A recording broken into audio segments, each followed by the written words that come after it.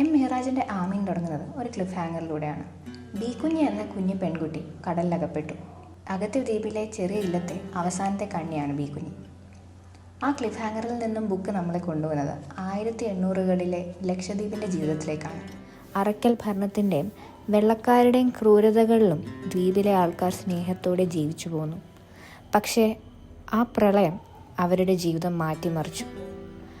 B കുഞ്ഞ് എങ്ങനെ ആ വള്ളത്തിലെത്തി? പിന്നീട് അവൾക്ക് എന്ത് സംഭവിച്ചു? ബി കുഞ്ഞിലെ കഥയിലൂടെ ലക്ഷദ്വീപിൻ്റെ ചരിത്രത്തിലേക്ക് ഒരു തിരിഞ്ഞു നോക്കലാണ് ആമീൻ.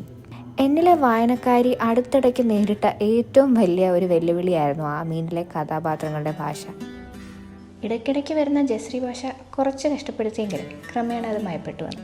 നമ്മളെ മലബാറിലെ ചരിത്രത്തിലേക്കും മാമാങ്കത്തിലേക്കും തിരുവിതാംകൂറിലെ അടിമച്ചന്തയിലും എല്ലാം ആമീൻ കൊണ്ടുപോകുന്നു. ആമീൻ ഒരു സമൂഹത്തിൻ്റെ ചരിത്രത്തിലേക്കുള്ളൊരു തിരിഞ്ഞു നോക്കലാണ്.